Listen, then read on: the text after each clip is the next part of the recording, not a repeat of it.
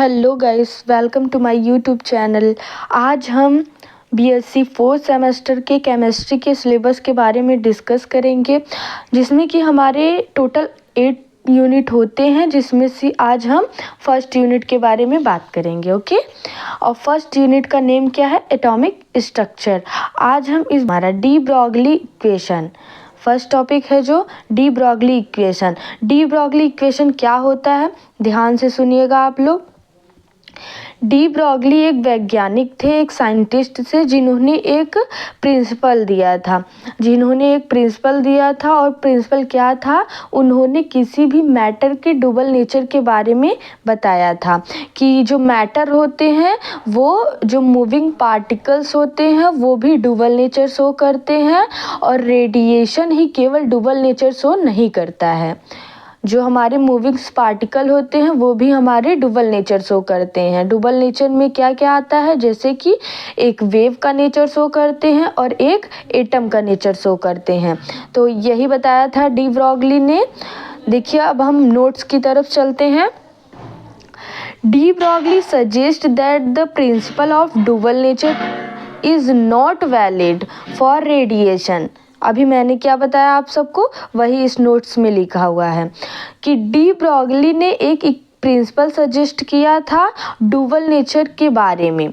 Is not, जो dual nature होता है, is not valid for radiation, केवल रेडिएशन के लिए वैलिड नहीं होता है, बट लेकिन also for any moving particle, but ये वैलिड होता है सभी मूविंग पार्टिकल्स के लिए।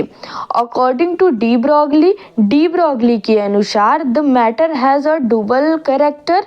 मैटर जो होता है वो डबल कैरेक्टर शो करता है। Acting both is a particle, वह पार्टिकल के रूप में भी होता है, एंड इज अ वेव, और वह वेव के रूप में भी होता है। Is like any other radiation, दूसरे रेडिएशन की तरह। This theory is called de Broglie theory of dual nature of matter. यही थियरी क्या कहती है? डी ब्रॉगली के डुअल नेचर को शो करती है। यही इस थियरी को हम क्या कहते हैं? डी ब्रॉगली का डुअल नेचर। ओके, आगे देखिए, समझ में आ गया होगा, आई होप।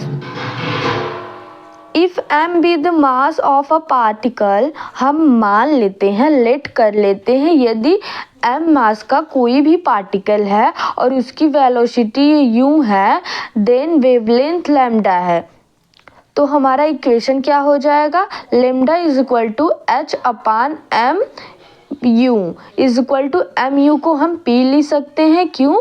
क्योंकि हमारा जो मोमेंटम होता है वो क्या होता है? m इंटू भी होता है बेसिकली, लेकिन यहाँ पर हमने लेट किया हुआ है कि u क्या होता है? वेलोसिटी होता है। तो हमारा mass into velocity is equal to momentum, यानी कि p। तो यही हमारा है कि m u की जगह पर हम p भी लिख सकते हैं। क्यों? p जो होता है वो m इंटू u के इक्वल होता है। तो lambda is equal to h upon M U is equal to h upon p। ये क्या हो गया? ये इक्वेशन हो गया किसका? डी ब्रॉगली का। तो आगे देखिएगा आप सब, where p is equal to momentum, h is equal to Planck constant है, और इसकी वैल्यू क्या होती है? 6.6 into 10 to the power -34 joule पर इंटू सेकेंड होता है। ओके, और लैम्डा जो होता है वो वेवलेंथ होता है, और यहाँ पर m जो है वो मास होता है। मास की वैल्यू क्या होती है? 9.1 into 10 to the power -31 kg होती है। ओके, अब आगे देखिएगा, then wave nature is lambda. Wave nature को किससे प्रदर्शित करते हैं? लैम्डा से प्रदर्शित करते हैं। वो डायरेक्टली यानी कि इन्वर्सली प्रोपोर्शनल किससे होता है? 1 अपान पार्टिकल्स नेचर m के। ओके, और यहाँ पर देखिए, it is a more useful for microscopic particles. जो बहुत छोटे छोटे पार्टिकल्स होते हैं, ये उनके लिए यूजफुल होता है, वाइल जबकि ये it is neglected for macroscopic, और जो बड़े पार्टिकल्स होते हैं उनके लिए ये निगलेक्ट होता है। I hope D Broglie equation आप लोगों को अच्छे से समझ में आया होगा। अब हम derivation of de Broglie equation पे चलते हैं, ठीक है। डी ब्रॉगली ने जो इक्वेशन दिया था उसको भी तो डिराइव करना है। तो derivation of de Broglie equation, यह Planck equation relates the energy of electromagnetics wave to its wavelength. इसका क्या होता है? वी नो दैट, हम जानते हैं कि प्लैंक इक्वेशन क्या होता है, E is equal to H mu होता है, जहाँ पर हमारा एच प्लैंक कांस्टेंट है, E एनर्जी है और म्यू क्या है? म्यू फ्रीक्वेंसी है। यहाँ पर देखिए where mu is equal to frequency of wavelength, H is equal to Planck constant, E energy आपका हो जाएगा। Okay, we know that mu is equal to C upon lambda, जहाँ पर सी क्या होगा? C is a velocity of light and from equation first अभी हमने late किया हुआ था पिछले, फिर इसके बाद देखिए from equation first E is equal to E, जो म्यू की वैल्यू है हम उसमें पुट कर देंगे, यहाँ म्यू की जगह पर ये वैल्यू को पूरी पुट कर देंगे, तो इक्वेशन सेकेंड बन गया। फिर यहाँ से देखिए Einstein relates the energy of matter and mass, जो आइंस्टाइन का एक इक्वेशन होता है E बराबर mc², वो क्या होता है? एनर्जी और मास के रिलेशन में होता है। इक्वेशन थर्ड इसको लेट कर लेंगे, A is the smaller particle exhibits double nature and energy being the same. So by de Broglie के अनुसार हम कंपेयर कर देंगे, क्योंकि यहाँ पर देखिए E और E जो है वो इक्वल है, तो हम यहाँ पर दोनों को कंपेयर करके लिख सकते हैं mc² is equal to hc upon lambda, यहाँ पर हम लिख सकते हैं। फिर लैम्डा की वैल्यू हमें फाइंड आउट करनी है, तो लैम्डा को हम पहले मल्टीप्लाई यहाँ कर लेंगे। यहाँ पर देखिए ये क्या हो गया, mc² is equal to hc upon lambda, ये हो गया।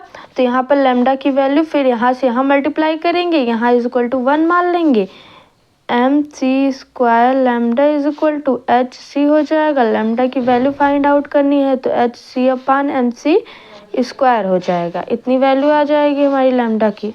भाई यहाँ पर लिखा हुआ है, यहाँ पर देखिए फाइंड आउट कर लेंगे, यहाँ पर hc आ गया, यहाँ पर देखिए hc(c2) है, 2 टाइम्स 1 कट जाएगा, तो h अपॉन mc हो जाएगा। ओके, इतना हमारी आ गया, इतनी वैल्यू आ गई। अब यहाँ से देखिए हम टेकिंग c, जो यहाँ पर c है वो तो वेलोसिटी ही है, वो लाइट की वेलोसिटी है, तो यहाँ हम रिप्लेस कर देंगे v से, c को हम इक्वल कर लेंगे, लेट कर लेंगे कि यह c is equal to v है फॉर एनर्जी मैटर। तो लैम्डा की जगह, यहाँ पर c की जगह पर हम v पुट करेंगे, तो lambda is equal to h upon m into v is equal to h upon, अभी हमने पिछले इक्वेशन में पढ़ा हुआ था कि m इंटू यू को हम लोग क्या लेट कर रहे थे, p तो मान रहे थे, जो डी ब्रॉगली का इक्वेशन था उसमें हम m इंटू यू क्या था हमारा, वेलोसिटी ही तो था, उसको हमने मोमेंटम के इक्वल मान लिया। तो यही यहाँ पर v वेलोसिटी है, तो mass into velocity is equal to momentum, तो हमने p मान लिया, h इन अपॉन p, ये हमारा प्रूफ हो गया इक्वेशन। यही है हमारा क्या है, this equation 4 is known as a de Broglie equation, इसी को हमने क्या कहते हैं, डी ब्रॉगली इक्वेशन कहते हैं। तो हमारा यहाँ पर डी ब्रॉगली इक्वेशन ख़त्म हुआ, आप सभी को अच्छे से समझ में आया होगा। So thank you so much. अगर समझ में आया हो तो लाइक, सब्सक्राइब एंड शेयर कीजिएगा, और नेक्स्ट टॉपिक की वीडियो अपलोड मैं जल्द ही करूँगी, तब तक के लिए